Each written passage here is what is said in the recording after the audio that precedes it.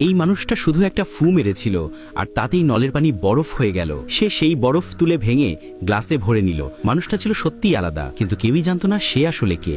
তার গতি ছিল ঠিক ফ্ল্যাশের মতো অসাধারণ দ্রুত। সে খুব দ্রুত দৌড়াতে পারত।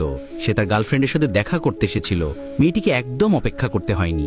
দুজনে হোটেলে বসে গল্প করছিল, কিন্তু মেয়েটি ভাবল এই ছেলে কি সত্যি বয়ফ্রেন্ড হওয়ার যোগ্য কিনা। ঠিক তখনই হোটেলে কয়েকজন ছাপড়ি ছেড়ে ঢুকে পড়ে। মেয়েটি ইচ্ছে করে তাদের সাথে ফ্লার্ট করতে থাকে। তারা হেসে মজা নিচ্ছিল।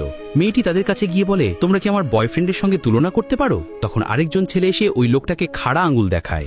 লোকটি বলে, আমি কোনো লড়াই করতে চাই না, আমি একদম সোজা মানুষ।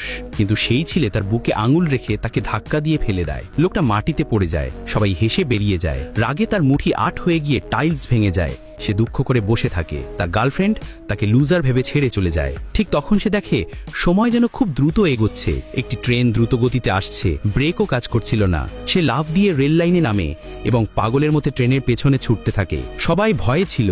লোকটা দৌড়াতে দৌড়াতে ট্রেনের আগেই পরের স্টেশনে পৌঁছে যায়। ট্রেন থামানোর জন্য সে দুই হাত সামনে ধরে। ট্রেন এসে তাকে ধাক্কা দেয় আর সে ট্রেনের সামনে আটকে যায়। ড্রাইভার হতবাক হয়ে যায়। সে সাহস করে লাফ দিয়ে আবার সামনে দৌড়াতে থাকে। এবার সে আরো আগের স্টেশনে পৌঁছে যায়। সেখানে একটি বড় ওয়াটার পাইপ খুলে নেয় এবং দুই স্টেশনের মাঝে সেটিকে জড়িয়ে ধরে ট্রেন থামানোর জন্য।